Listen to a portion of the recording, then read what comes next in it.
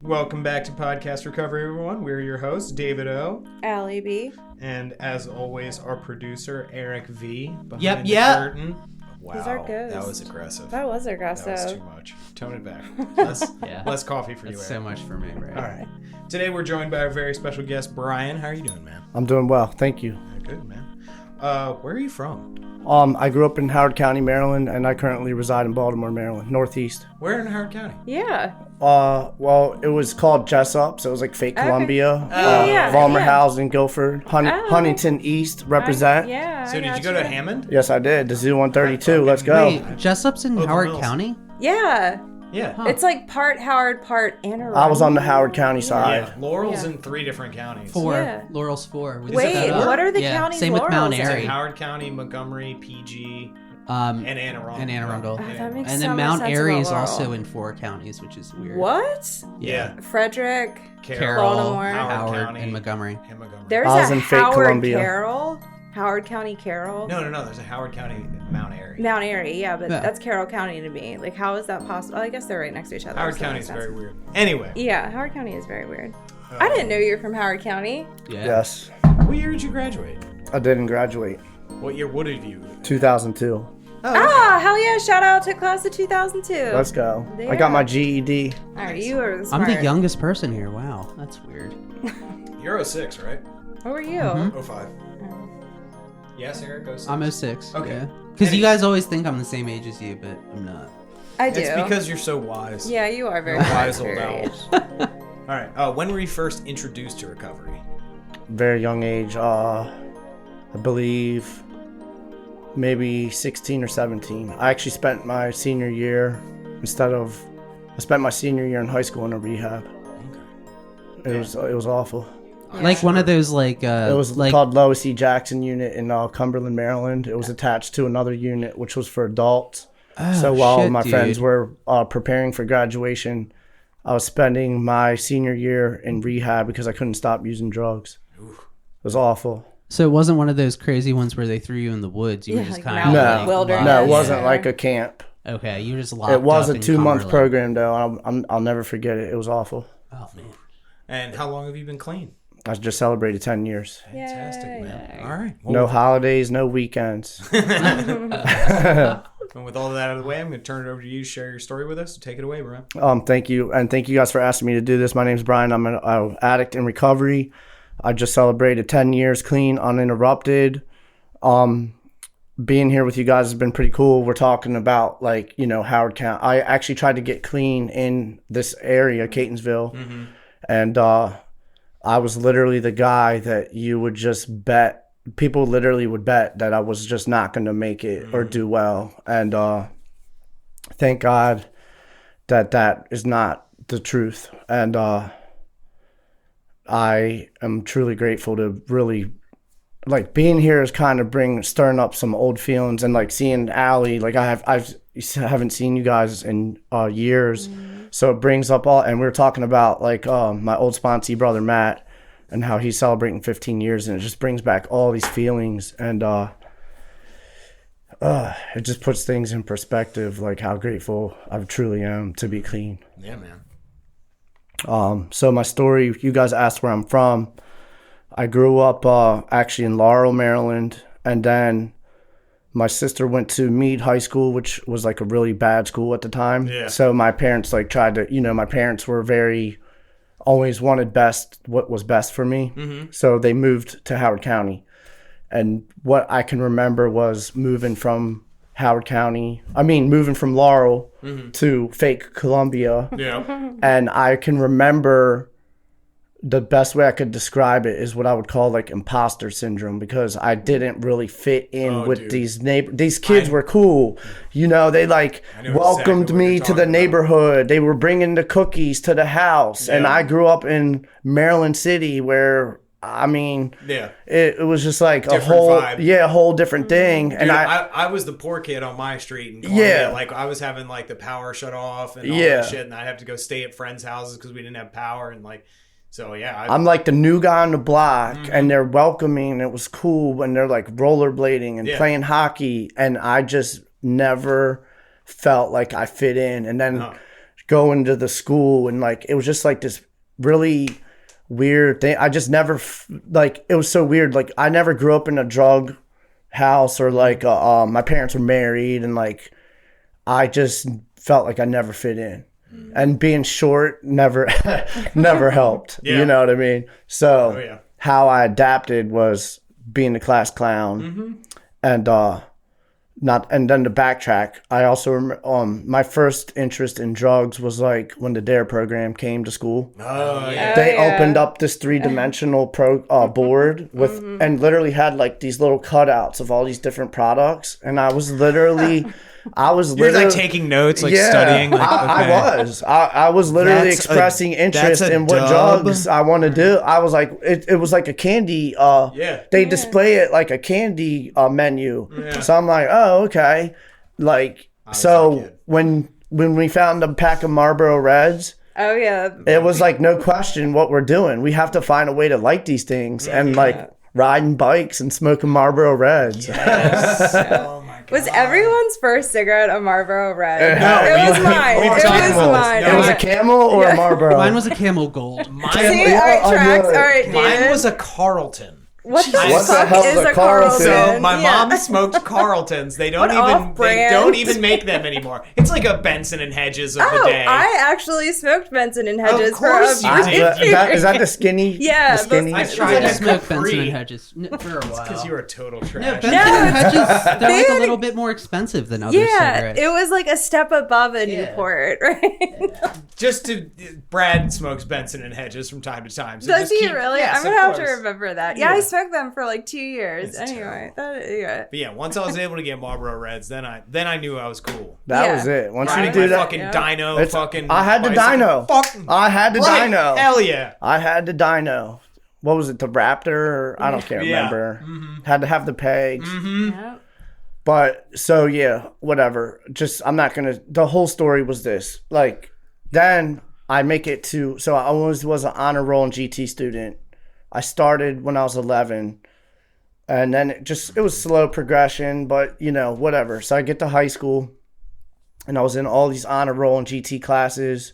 I was being enlisted by Hammond at the time was a big wrestling school. So it was like the number one, number 2 wrestling team in the whole country. Yeah. One of the best wrestlers. They were winning national championships. And they were, because of my size, they had an interest in me because believe it or not, wrestlers are always looking for the smaller guys. So for weight class or whatever. Yeah, like the 115. So they're like trying to recruit me. And long story short, I just felt like, again, back to when I moved to Howard County, I'm in high school now. This is years later. And I felt like I didn't belong. I mean, I was in these GT classes. The only reason I was in them is because I made grades. But I was like completely overwhelmed and I never felt like I fit in with any of the people I was always around. So what I found myself doing was I found myself hanging out in the woods. Yeah. And I felt like I belonged with those people, not the wrestlers and not the people making grades. So I literally abandoned. I had this great opportunity in life. Dude, the wrestlers they would fucking drink. Yeah, and listen, I didn't make it that far to find out. Yeah. And the truth is like they would have been my people too. I just didn't give any of it a fair shot. So I found myself more comfortable hanging out in the fucking woods. Yep. And literally then the woods turned into West Baltimore. And that's the pretty much long story is like it started ditching class and it ended up in West Baltimore. And you can fill in all the blanks in between. Jails, institutions, near-death experiences, in and out of rehabs.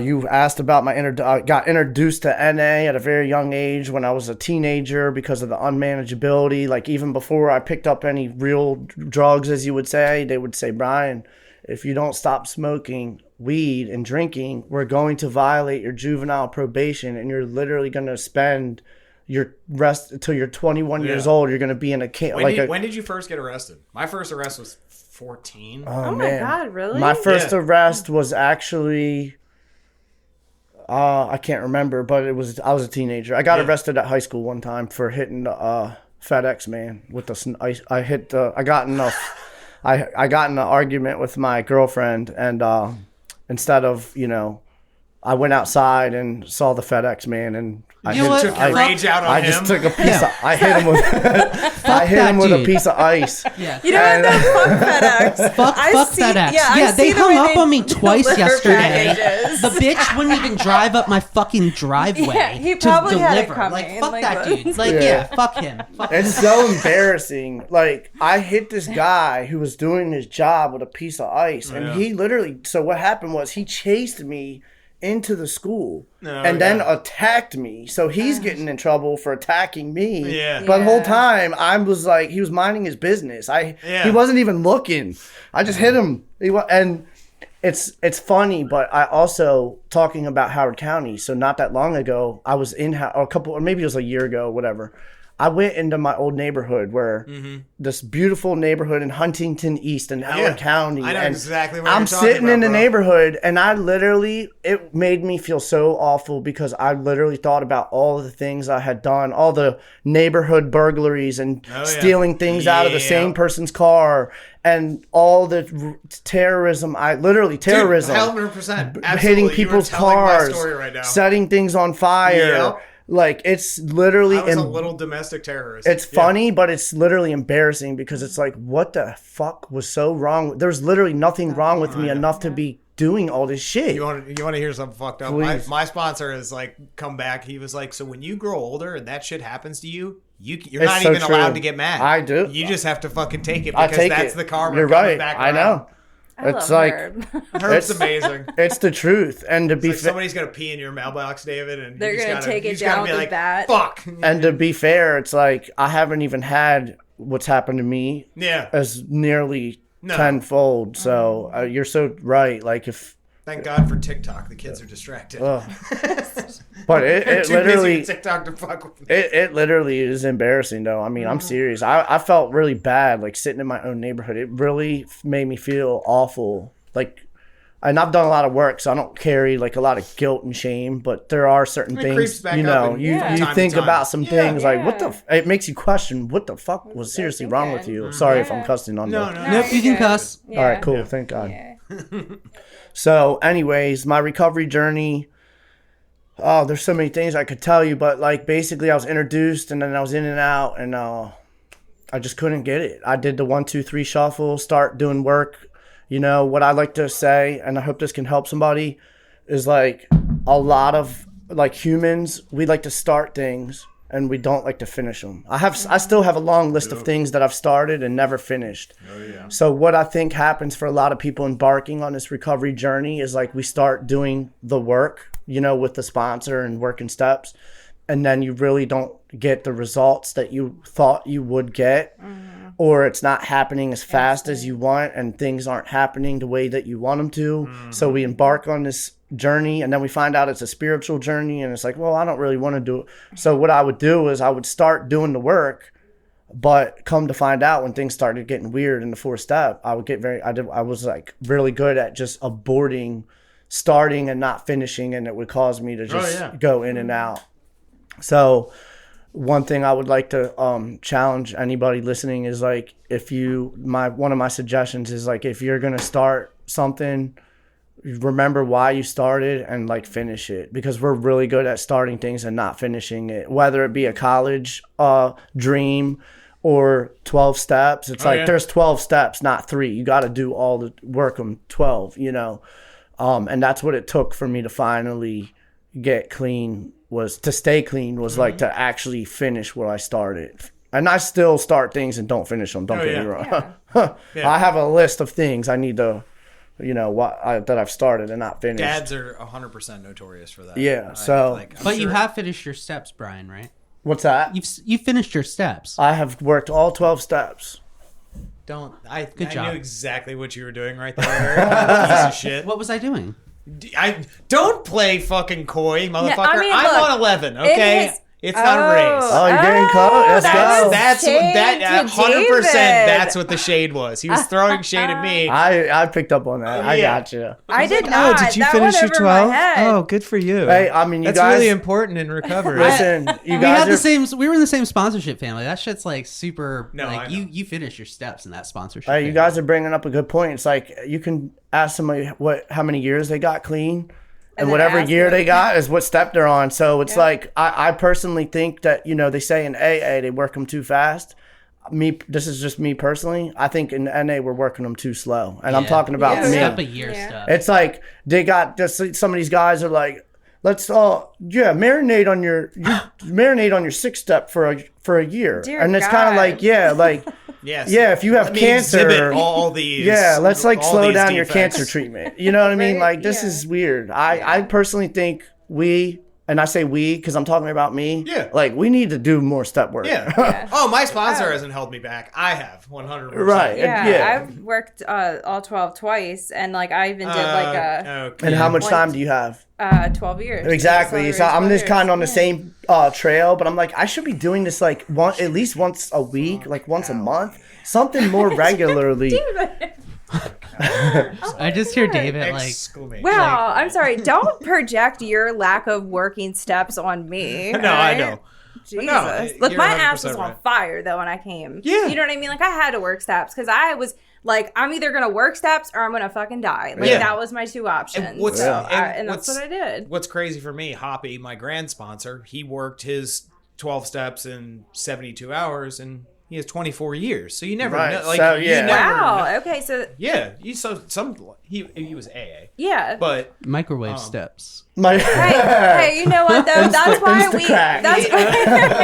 But that's why we work them over and over. Yeah. Like because the first, let's be honest, the first round you're just scratching the surface. You know Yeah. what I mean? Yeah, you're just- Things like. change. You can't even read your own too, writing. Yes, exactly, right? It's all like an outer hard. body experience. And then when we do them again, it's like a deeper Yeah. I don't even know. Well, It's Yeah, more. it's not about drugs also Yeah, exactly, because it's yeah. like, wait a minute. I still do this shit. We were talking about setting things on fire and it had all Yeah. that stuff I was talking about has nothing to do with drugs. It's like, wait Yeah. a minute. Why were you burglarizing people's homes? I wasn't even doing drugs then. yeah. Like, it's weird. Yeah. Yeah. It's more than the drugs. It is. And also, yeah, like the once behaviors.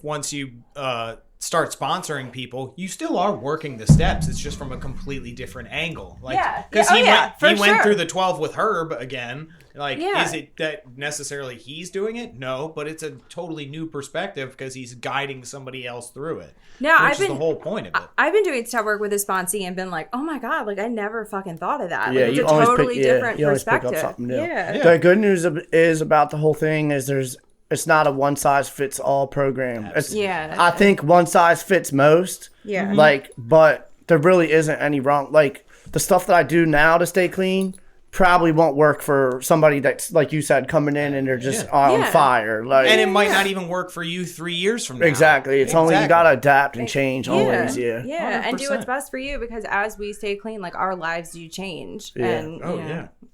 Absolutely. Yeah. Well, I definitely have some questions. was that it? That was that Well, all no, right? I mean, so keep just to going. recap, I'll just wrap it up with like, I mean, my story. You guys know the story. I started young. I couldn't.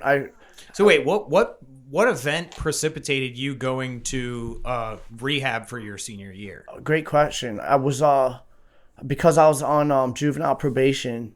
I kept I literally this is how I'm different from some people.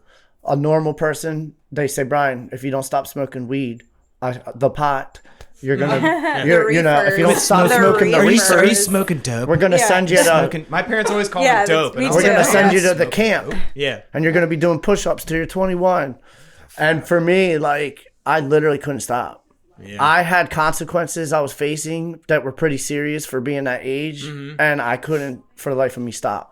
So that's how it was an alternative to going to another alternative, which was juvenile juvie. detention. Yeah, juvie. Yeah. Dude, my parents would always, you're going to go to juvie. And it's like, what? All right, whatever. So somewhere along the line, I got the sponsor. I ended up in Catonsville, and there's just so many things I could tell you guys, but the whole thing. I don't know. And then I did give this a fair shot. I got the sponsor. I was working the steps, but I was treating the steps like homework. and it's not, you know, I was answering the questions in the step working guide, and then I would start 4 and then I would use. But what it took for me to get clean, you know, had all these consequences and they were never enough. But just to speed it up, I was no longer in the program.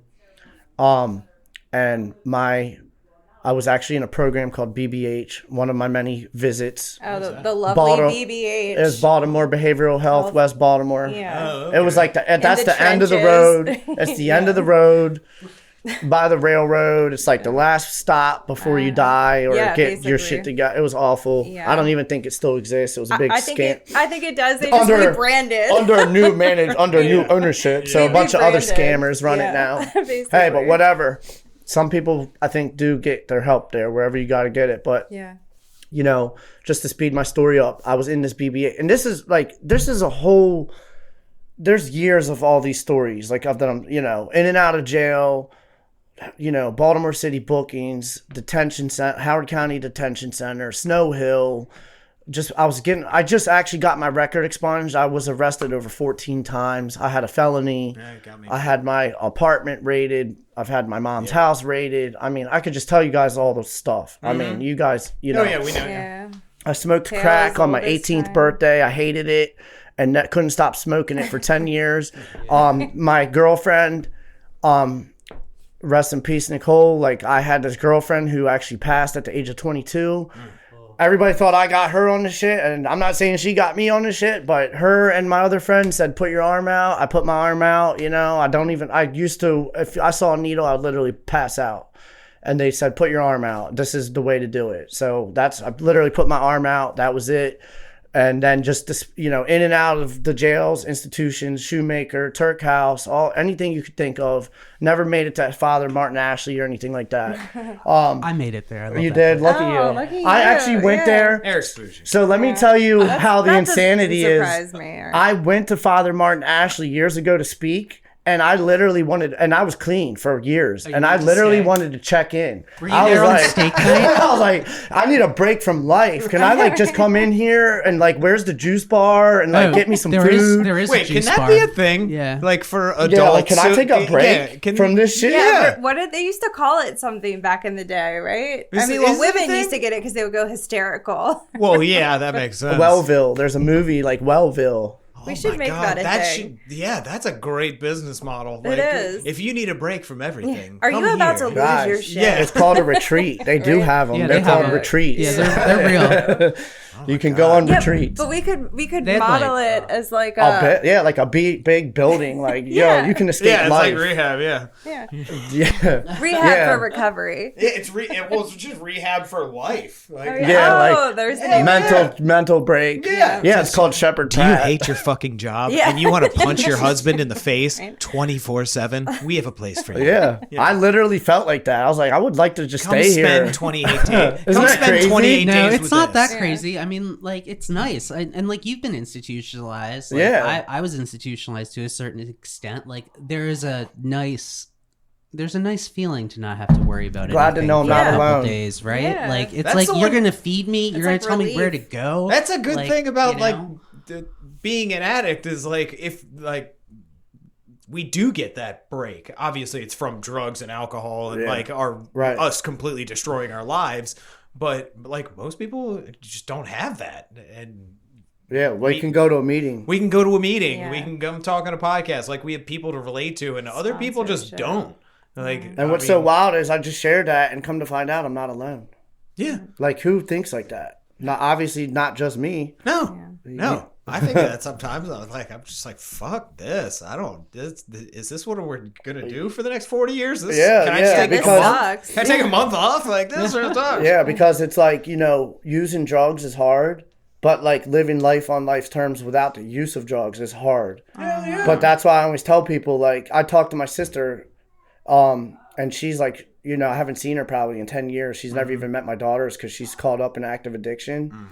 And what's wild is, like, I was like, Kelly, my life, she was expressing to me how hard everything is. I'm like, Kelly, I get it. Yeah, it's hard. I know. Your life is hard and my life is really hard. And but I said, but no offense, my life is better than yours. Like, your life sucks. Yeah. So why don't you choose this hard?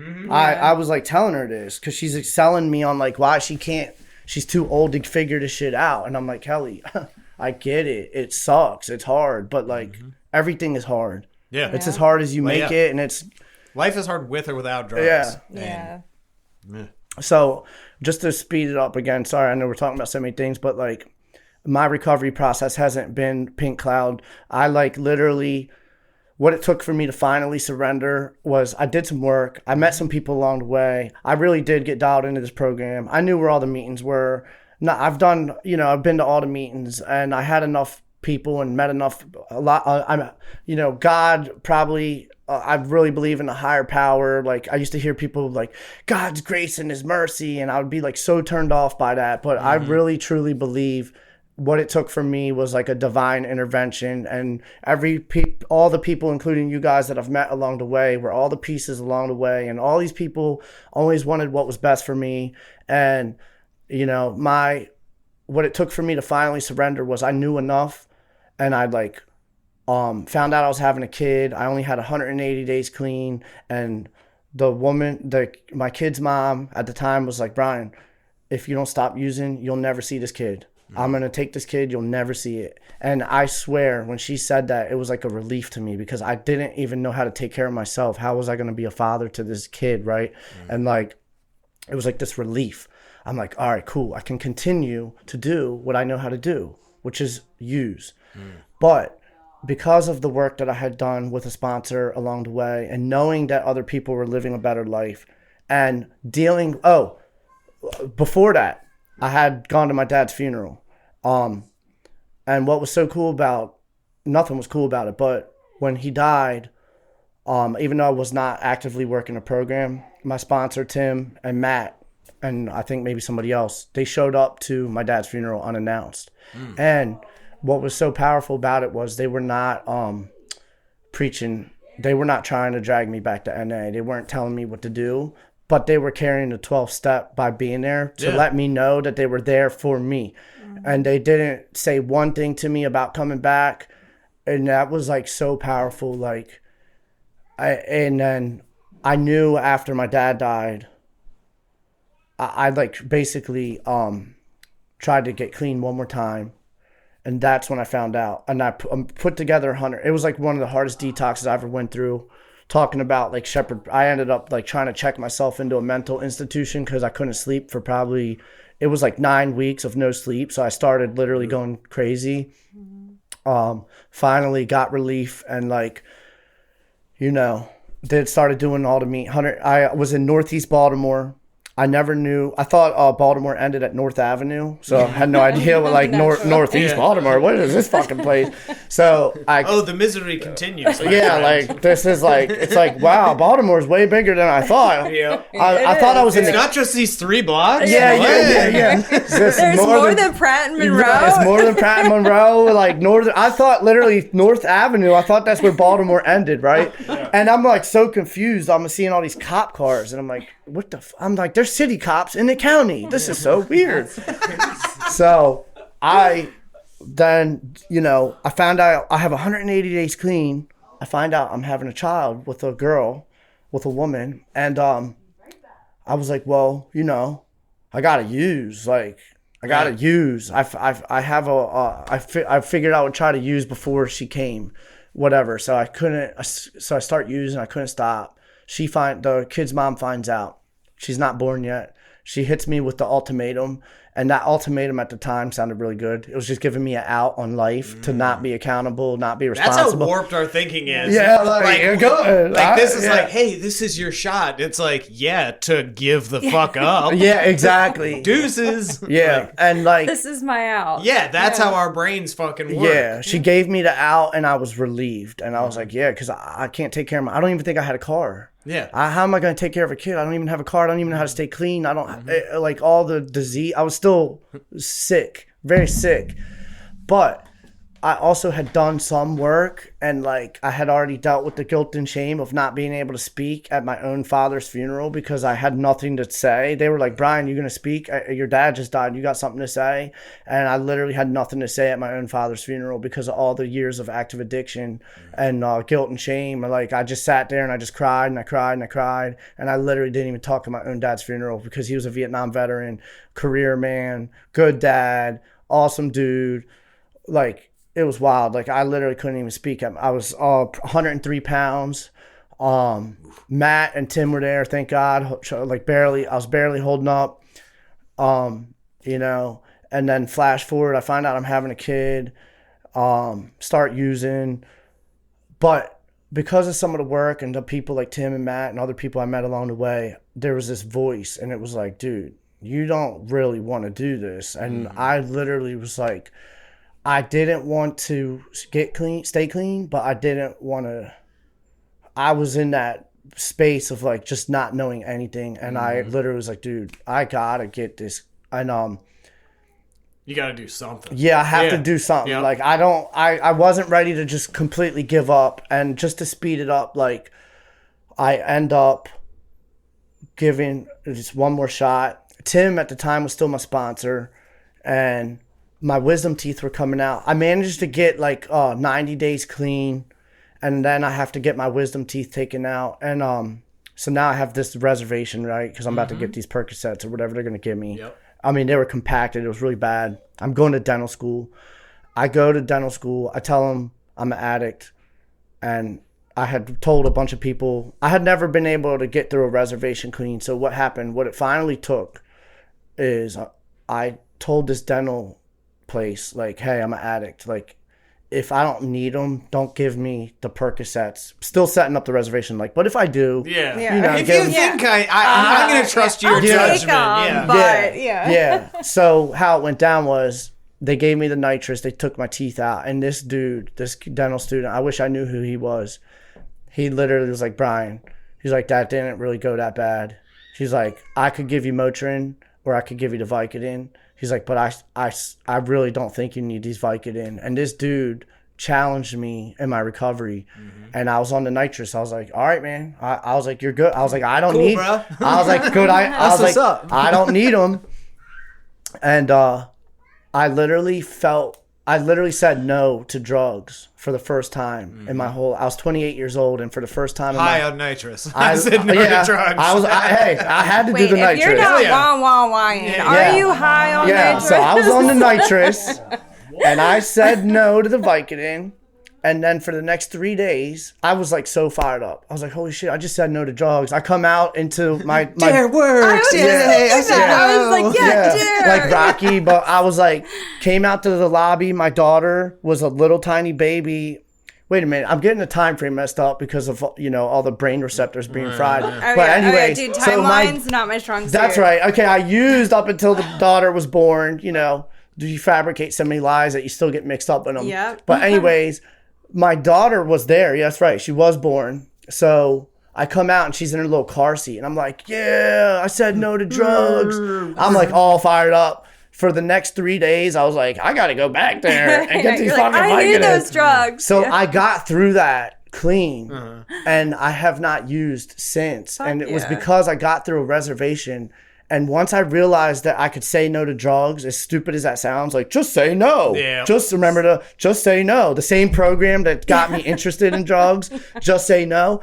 I said no to drugs for the first time in my whole life. Not just my adult life, like adult life and like I said no. And this light bulb went off. And I swear, thank God, like my desire to use drugs was lifted. It was so wild. And like, also, not to get off topic, I haven't even smoked a cigarette in the end of this. Don't fucking say anything. At the end of this summer, I will have not smoked a cigarette in 10 years because now 5 years, yeah.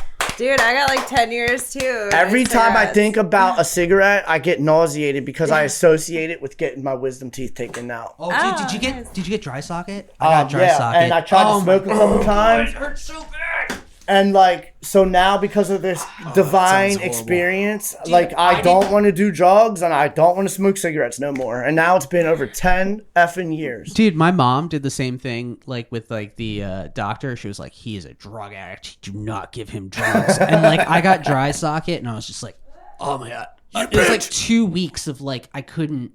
Oh, that hurts so awful. Bad. It hurts so bad. It's like an undescribable pain. Yes, I've heard. All right. Well, we got some questions for you. And then real quick, I just want to share this too. Sorry. So I get some clean time. I'm done using, like I do the work. I finish my 4-step. I'm doing that work. Still working with the same sponsor, that same one that showed up. And, you know, I celebrated my first year, and not long after I celebrated my first year, my mom died of cancer. So I share that because, you know, at my dad's funeral, I couldn't talk. I had nothing to say. And just in a short time, I was now a dad. Like, this is how everybody's miracle is different, but this is what my miracle was. Like, in just a year of doing what I'm supposed to be, like, you know, staying clean and working, doing some work, a little bit of work, I was able to, like, show my mom that I was capable of being a dad. When my mom found out I was having a kid, she literally was like, Brian, you're gonna have to put it up for adoption. That actually kind of ignited something in me too, by the way. Like, I was like, adoption. I was like, I'd rather, it's messed up to say. I was like, I'd rather the kid just not exist than put it up for adoption. Like, that's how self-centered I was. But like, my mom died right after I celebrated a year clean. And that experience of burying my mom was completely different because of this program. I was able to do her eulogy. I didn't write it down. Like, it was like one of the most proudest moments in my life, and it was because of the confidence I got from this program. And just a short time of like a year clean, I was a totally transformed person, and the people at the funeral didn't even recognize who I was. And the Catholic priest was like, "Do you want to do confession?" I was like, "Nope, I don't need to, because I just did a 4th and a 5th step with my sponsor, so I don't got shit to tell you." Like, my sister like ran into the room, you know, runs into the room with him crying. I'm like, "Dude, I got nothing to say to you. I don't need to go in that creepy cubicle with you, bro." Like, I was starting to experience the freedom, because I was doing a little bit of work. Oh yeah. And so today, just to end it, like, I'm a good dad. I got 2 daughters. I'm no longer with that person. It was, you know, it wasn't meant to be. That's okay. We have 2 awesome kids. I'm now engaged. She has 2 kids. I'm living. This isn't everybody's miracle, but I'm living like I'm a productive member of society. I like have a good credit score. I pay my bills. I don't have anybody looking for me. I help people in and out of the rooms when I can. I have a dog. I have the cat, all that shit. And my life, I'm living a really good life. And I'm extremely grateful. And my life it's hard, man. It's hard, like, not having your parents and a big family and like raising children and like paying the daycare bill and like not having your only sister. But I don't have like a victim mentality about it. It's like, I'm just so grateful that I'm able to be a good dad, and like, I don't have to use, and I'm alive. So that's pretty much my story. If anybody ever wants more, well, you guys have some questions, so yeah, for sure. So I'm gonna go right to what you were just talking about, really, like that saying no to the drugs for the first time. Because in our first step, and Eric and I have like talked about this for years, it's worded so well in our first step, because it says we were powerless over our addiction, and that "were" is so well placed, because once you do say that first no, once you really make that conscious decision, you're really taking your power back. Yeah. So like, how, like, thinking about it that way, like, how does that feel about how that trajectory? It's very it's very empowering, and because where people get caught up is, I can tell you guys so many stories in 10 years where I've literally, one example, I was working, and this guy, if anybody could have fell for this guy pulled a plate. I wasn't even ready I didn't even know it was about to happen. And I was exhausted. I was working. I was doing these sales jobs, and like, I was in this guy's house because he told me to come back. And this guy pulled a plate out from under the couch, and on the plate was white lines. And I'm talking about, like, I could have had a moment of weakness. I was tired of shit. I'm like, it's like 9 o'clock at night. I'm in this weird dude's house. He pulled it out. I was like, no. I literally said no. I don't need to please this guy. And I was like, fuck no. I was like, I don't do that shit. Yeah. It's like, it's so empowering. That's just, I could give you guys so many examples of the situations and I don't put myself in these situations, but sometimes when you're doing in-home sales, you're, people bringing out the alcohol. Hey, you want a drink? And I don't care. I was with a guy and he told me, he said, Brian, when somebody offers you a drink, you take it. And whether you drink it or not, you got to at least pretend. I said, no. Yeah. I said, I don't fucking drink. Yeah. So if I want a drink, I'll ask them for a water. Yeah. If you want to drink an IPA with them, you can do that. I don't fucking drink. Yeah. So I'm not going to fake sip on a fucking beer to appease a customer. Yeah. So no, I've literally told customers multiple times because I'm in home sales. No, thank you. I don't drink. I also have to drive. Sometimes I'll tell them my story and sometimes I won't. I don't need a reason to tell you no. Yeah. It's like a woman. Yeah. You want to have sex with me? That's a great lesson for anybody who's listening. Yes. No is a complete sentence. No is a complete sentence. And sometimes I'll share, depending on that personal level I have with the person, I'll share what, and sometimes I make people feel bad, not on purpose, because it no, dude. Eric has done that with his family. Like he's talking about, oh no, I'm probably gonna go shoot dope. No, I'll do it to really So I used to go to Ravens games, and people would offer me shots.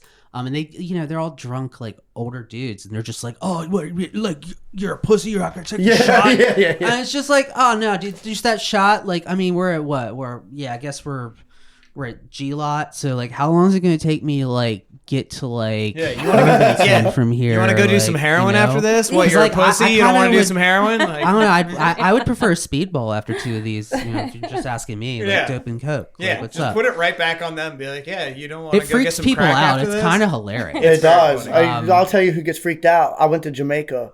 They're like, you drinking, man? I'm like, no, I don't drink.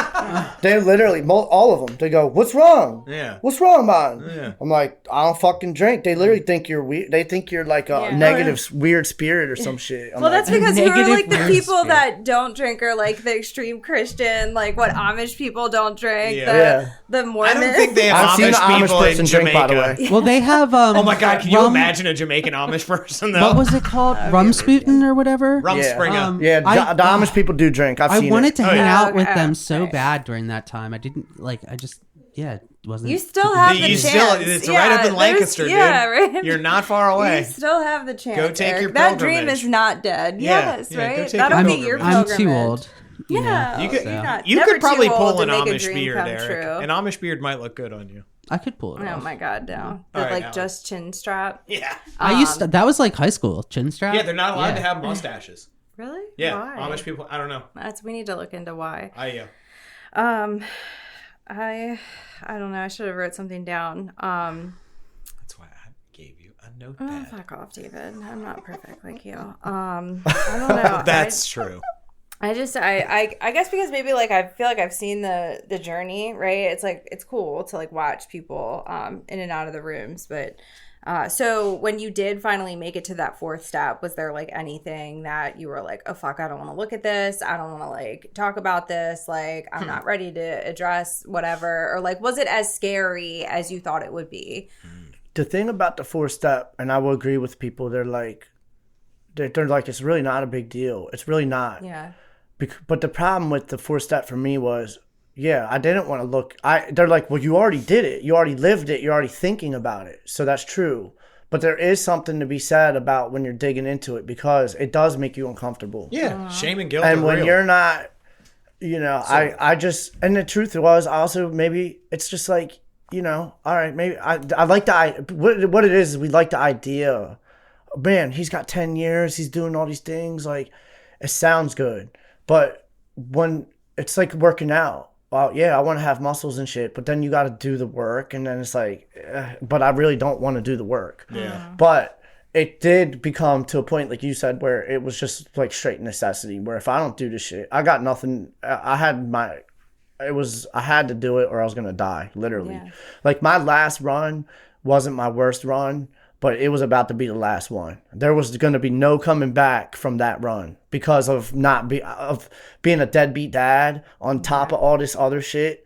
Yeah. And I'm not saying if you're a deadbeat dad, you can't get it. I'm just talking about for me, I just knew that it was going to be my last run. And I think I had just a little ounce of care that I didn't actually really want to die just yet. But I knew if I kept on that path, it was going to be my last run. One other thing that I don't like about the 4-step is the way it's written is I feel like we focus so much on the negative, but if you read it, it's actually a moral inventory. So what my suggestion for people and sponsors and different people doing this work is, first of all, maybe they should just redesign the whole fucking thing because it's so easy to focus on all the negatives, but there's actually a portion where you're supposed to write about the positive. But if you go back to your 4-step, which I won't, because luckily Tim told me to burn that shit. Thank God. Burn that. He said, you can burn this. I said, are you sure? I'm telling you, man, when I burned that 4-step, some people refer back to it. It was just green flame. That it was just crazy. It literally was. It was like smoking a joint out of Bible paper. It always catches on fire. See, Eric, it is a thing. It is a thing. There's blank pages just for it. Yes. Come on. Anybody who's listening, don't smoke the Bible paper. Do not smoke Bible paper. Don't smoke the Bible paper. Is it? Oh my God. I don't know. I just made that up. Maybe it's toxic with the saving grace of Jesus. No, there's blank pages. Smoke some Jesus. There's blank pages in there to roll doobies with. No, yeah, I've smoked Bible paper. But so my suggestion is we got to write the good stuff too. Yeah. And there's actually, they call it the scales. And I picked up on this somewhere else. I only do NA, by the way, but there's another place where they say you got to keep the scales balanced. Mm-hmm. Yeah. But if you go back and look at your 4-step, the negative is far superior to the positive. So my suggestion is you got to write some positive shit about yourself, man. And we don't do that. We don't. And that's how because if you don't, you're going to be in this negative space of like, look at all this shit, dude. I'm such a loser. Mm-hmm. Bang, bang, bang. Next thing you know, you're smoking, So that's my suggestion for the 4-step. Yeah. And also finish it. Yes. Right? Yeah. Most important. Even if you can't read your own handwriting because you're so messed up, just write it. Yep. Yeah, most important. The only way to do it, it's a written step. All right. What question am I going to ask? All right. So you talked about when you were a kid, like growing up, never feeling a part of, and just sort of feeling out of place. How in recovery have you learned to like accept yourself and like find your place? Well, NA is definitely my home. But I could also see how it's like very difficult there too, because it's like you come into this program and it's like, oh, I don't belong. You just feel like you don't belong anywhere. Mm-hmm. The only place you feel like you belong is with the people who are lying, cheating, stealing, using, buying, and selling drugs. That's like how low we are. Is like you think that's all you got, so you come to this program and it's like, oh, these people don't care about me, and I just had to sit through it, man. Just had to go to meetings and just come to find out these are my people, like you said, why? Well, the wrestlers drink too. Like everybody in this program, we're all different and many and varied. So come to find out, like after really doing some work, like I can get along with just about any, like I can really identify and relate and connect with so many different people of so many different races and different things. So the best thing I could suggest for that is you just gotta get uncomfortable and just meet. You don't have to have a whole bunch of friends, but you just got to get a few good friends, you know? Yeah. Mm-hmm. There's somebody for you. Yeah, find one and go from there. There's somebody for you here. Trust me. Absolutely. What you got? So, you shared about losing your mom, like after you celebrated a year. I feel like as far as reservations go, that is like high for a lot of people, because that is like a high, that's an emotional thing to go through. Oh yeah. Especially that early on in recovery. Was that one of the reservations that you had? I mean, like, was that what? I'm not a literature thumper, but it's actually written I believe it's written in the 1-step that losing your parents or a loved one is actually the top of the list for reservations. Yeah. So I truly believe like the whole wisdom tooth, the experience of me saying no, that happened before my mom died. So that prepared me. Mm-hmm. And that's why it's not hard for me to get with a higher power. Like everything always has, and like I truly believe that everything has been working in my favor. Even in the ups and downs, everything comes full circle to that prepared me to be able to get through that clean. Meaning, if it happened any other way, maybe I wouldn't have been able to get through my mom. I might not have been able to had I not had that wisdom tooth experience. And, you know, like, I don't know. It's just so wild how everything works. And, like, the way I said everything is and always has been working for my good, I can easily change that perception and I can switch it back to nothing is working for my good. Nothing is going the way it's supposed to. That's how powerful our minds and, like, what we believe is. Like, I have enough evidence to show me, and that's why it's not hard for me to get with, like, a God or a higher power. Like, my best thinking doesn't get me where I'm at today. It gets me into some bad places. So, getting through my mom's death and not using has even made my recovery even stronger, because it's like, wow. Now from the wisdom teeth to my mom, I have all these hard-won experiences under my belt of reasons I could have picked up and I haven't, because I just know it's not going to make anything better. The breakup, you know, they say relationships can be a painful area. That could be with a coworker, your friend. You're going to get betrayed by people. You got these sponsors that are sleeping with their sponsees. You know, people are going to do some messed up shit. But and I have a whole list of excuses why I could have picked up, but I have a whole list of reasons why I didn't, and my life has profoundly gotten better because of those choices. And I'm also able to now tell people, like, yo, your mom's gonna die. And you don't have to use about it. It's not gonna bring her back. It's not gonna make you feel any better. You're gonna feel like shit. And I know a guy that struggled with that. He reached out to me. He's dead now. Because, and I'm not, you know, he wasn't able to figure this shit out. Like, it sucks. He died. His mom died. He used after that. I'm so afraid to use because I know it's going to tarnish the story that I'm able to share with people of, like, you don't have to pick up no matter what. So it makes me not want to use that much more. Hell yeah. All right. How has your addiction manifested itself in recovery? Oh man, we can't talk about it. It's so embarrassing because it's so, like, I don't know. Do you have something, Allie? Pick one. I have a plethora. Listen, I don't want to be. How's your crystal collection? Oh, it's extensive. I sell them now, and I'm my own best customer. Wouldn't you imagine that? You sell crystals? Yeah. Never get high on your own supply. Did you learn nothing?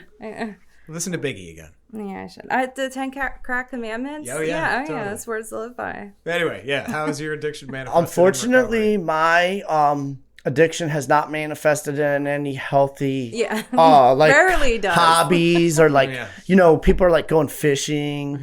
Like I need the gym. Like the gym. I have been working out regularly. That's been a process. Because I've been wanting to do that for 10 years. I can tell, dude. That neck is thick, bro. One of my, I know, because my form is so bad. Like all the. I'm just lifting with all neck. Instead of my chest. All shoulders. Instead of my chest developing, my neck is they're like, dude, you're doing your arms look good. It's like, no, it's because I have bad form. So like, instead of my chest growing, my arms are growing. But no, but. Instead of my addiction manifesting, sometimes it's like procrastination and like lazy. But my sales job has definitely helped me. That keeps me. That's addiction because I'm like constantly working, and it's not that I'm chasing money. It's just it's high demand. So it's like I am help. These people need me, and if I don't go work my ass off, I'm not serving the customer. I sell air conditioners, so they're like stuck with no heat, no air. So that has manifested, and this is recorded. It's embarrassing, but I know I'm not alone. But sex and porn has definitely, like, I'll say something funny. Men, dude, listen, us men, we need to talk about that let's shit. talk about it. And if you're a woman, please put your earmuffs on. No, if you're a woman, women do it too. It's not, we are not fucking exempt. But I want to share something. It's really embarrassing, but first off, don't ever look at I don't want to hear about your foot. I'll share something really funny and embarrassing, but it might make somebody laugh. But like, I had 21 days clean, off of porn. Good Yeah. for you, Right? dude. Had, right? And then I jerked And off then, for 12 hours and then straight. I beat off for, then I jerked off 21 times after, you know what I mean? Made Like, for I lost say time. that, like, being funny, but it's like somebody that's gonna hear the shit, or I talk to other people, I'm not alone. Yeah, and it does no. need to be talked about. Yeah. And the thing about it is like, this isn't causing any trouble in my life. It's still escapism And people in that your I'm mind, dating, the people that I'm dating, they don't have a problem with it, because for some men it is a problem. They're like, their wife and girlfriend don't like that. Yeah. I've never been with a woman that said, "Oh, you can't do that. That's like cheating," or whatever their thing is. Like, so that hasn't helped. But then I just start realizing, I'm like, dude, what? Like, why? This has been going on for so long. Maybe something ain't right. This is getting. I should probably chill out. Like, so I embark on like stopping, and it's just so relatable to all this stuff. But thank God I don't have to pick up. In my mind, I'm like, I gotta pick up a white key tag, but luckily I don't. But yeah, that's how it manifests. This white key tag's a little sticky. Like, it is a problem. Am I in the right fellowship? And like for me, it is a problem. I'll be honest, because what it is it's like doing something with your brain receptors and relief in certain 100%. endorphins. It's literally killing. It's killing my your pleasure centers. Yep. It's killing my creativity. It's allowing me to not think about things that maybe I want to do. Like, I don't want to go fishing or some shit, but like, I'm not doing anything. Like, I don't have any cool hobbies. Yeah, am I gonna go change my oil or my? It's killing my creativity. I'll jerk off, and then after that, then I'll change. It's draining my energy. Yeah, it's draining my energy. Yeah. It's probably manifesting into my sexual relationship with the woman that I love. Like, it's just not really serving me to. There's some work to be done there. Yeah. More will be revealed. Oh yeah. I know I'm not alone, so don't judge me, okay? No, nobody's this is a judgment-free zone. Yeah. What you got? Are you still like I mean, I know after the pandemic, I feel like my meeting attendance was like low. Like my commitments were like nil. So how did that like affect you in your recovery? Because we came in around the same time. So like I feel like how did the pandemic affect? This is a great topic. How it worked for me was I got on the Zoom meetings. And I was actually really enjoying them, because I was able to dial. I was like seeing people that I've met over the years, like on the West Coast and different things. I was also working at sales jobs, so it worked good for me, because I'm like, wow, I can hit the Zoom meeting while I'm working. My meeting attendance, I'll be honest, it says those who attend meetings regularly stay clean. It doesn't say those who go to meetings every day stay clean. Yep. So if you're new, do 90 meetings in 90 days. For me, I do a couple a week, but I will share this. I have been on a couple Zooms this past week. I'm going to go to my home group this Sunday. And I went to an in-person last night. So what's beautiful is you can change your regular at any given time. There's going to be times in your recovery where you got to go to 90 meetings in 90 days with 10 years clean because something happened. We're so fortunate to have this program. The thing I don't like about Zoom is I feel like a lot of our predecessors are hiding on the screen, and there's people that are in the in-person meetings that need those people, and they're not there, because the same way that I'm addicted to the, pH, they're like on the Zoom meeting, and they come to find out they don't have to leave their house. These older people and predecessors are addicted to Zoom meetings, so they don't leave the house. They don't go to in-person meetings. The Nooner's closed. There's all these in-person meetings are closing. Yes, So St. Bart's is closed. It's terrible. It's Bart's awful. is gone. So I just wish that we could find like a happy medium of like, let's keep these in-person meetings going, but let's still do the Zoom. But the problem is the Zoom is also killing the in-person meetings. Yeah, but which is killing the newcomer. But I'm also meeting people, but we don't know because there's no real data. But there's a possibility, that the Zoom meetings are saving more people than the in-person meeting, because it's being able to reach more people. And I have seen a lot of people on these meetings like getting clean on the screen, as they call it. Yeah. So I'm cool. I haven't heard that. That's clean on the screen, baby. Yeah. But we're in a program where we need to, they say the hug, where you can't hug anybody on the screen. Yeah. And that's so why. whatever, man. Thank God I don't have. Thank God I do both. I'll do whatever I got to do. We're gonna have VR meetings soon. Yeah, why That not? would be cool. You could do it right now. You could get in the metaverse you right guys now. got the studio. Get the little grabbers. Like, here, give me a hug, Allie. Creepy as shit. Oh my god, that sounds horrible. But I mean, it did. Like, I think it did change the NA that like I got clean in. I don't think I would have been able to get clean in this NA. Exactly. I got a sponsee who did. He never did a 90 and 90, and that's why I'm saying this is not a one-size-fits-all program. So just stop the excuses. Just don't, and just in addition to saying no, just don't pick up. Mm-hmm. Yep. Yeah. Yeah, no matter what. All right, my last question. You got to pick one. What is your favorite step? The first. The first step. Wow. There's only one step you need to work perfectly. The first step, which is there's going to be times where you're not, listen, you do all the rest of them, right? Mm-hmm. You're not going to always be praying and meditating. Yeah. You're not going to always be helping somebody. Yeah. You're not always going to be doing a written inventory. Mm-hmm. The first step is you don't pick up. Yeah. Yeah. So there's been many times where I've been in relapse mode, but I just didn't go to the picking up is the end result of the relapse. Relapse is a process. So for me, the only step I work perfectly is the first step. And I will also say big part of my first step is Narcotics Anonymous for me is what works for me. I'm not willing to, people are leaving, they're doing other things, they're seemingly living an okay life. But for me, I have enough evidence and research development to show me that this is the only thing that works for me. Yeah. And maybe there is something else that would work. I'm just not willing to find out what it is because I don't want to fucking it's chance. Like that game show. I'm not rolling those I don't want to get zonked. Yeah. I don't want to get zonked. I don't want to know what's behind the curtain. I like what's behind door number 1. Yeah. So you guys can go behind. That is a great let's make a deal analogy with recovery. Yeah. I like what this program has done for me. This program. That's the title, Eric. I like what's behind door number 1. Yeah, door number 1 because my life is great, right? I'm not willing to find out. But it could be a car. Fuck your car, bro. Hey, what's that guy's name that hosts that show? Wayne Brady. Wayne Brady is creepy. Hey, Wayne, you can keep that freaking thing. Car, dude. I like what's behind door number 1. I'm not willing to find out what's behind door number 2. Dude, but I can tell you what's behind door number 2. I know. Yeah. Jails, institutions, and near-death experiences. Mm-hmm. Or you're going to get slow walked and just live a mediocre life until you die. Yeah. Funny story, I watched an episode of Let's Make a Deal where these people from Florida won a trip to Florida. They were like, cool, great, this is my door number 1. That sucks. I'd be like, can I take the zonk instead? Yeah. All right.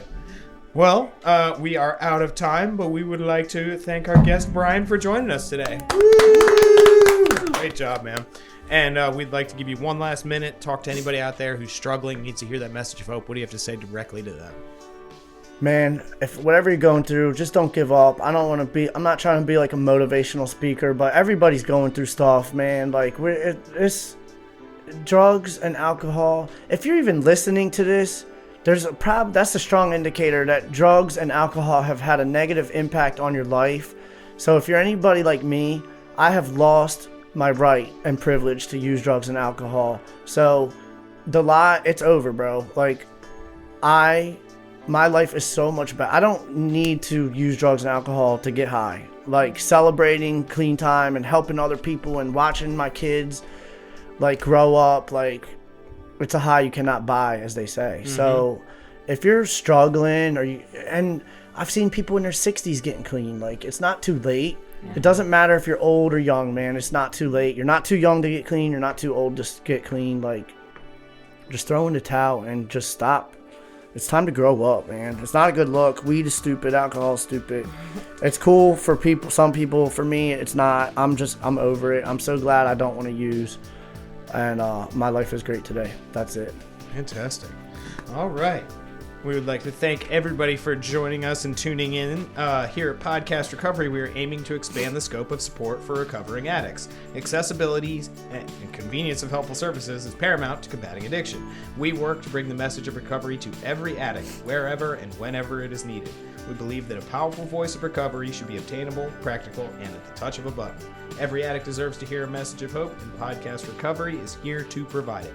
All right, everybody, thanks for joining us. Go to all our social media outlets outlets, Twitter, Facebook, Instagram. Like, share, subscribe. We need help keeping the mics on, so please help us with the Patreon and become a home group member. For more information about us, go to podcastrecovery.com. But most importantly, everybody out there, Allie, stay safe and stay clean.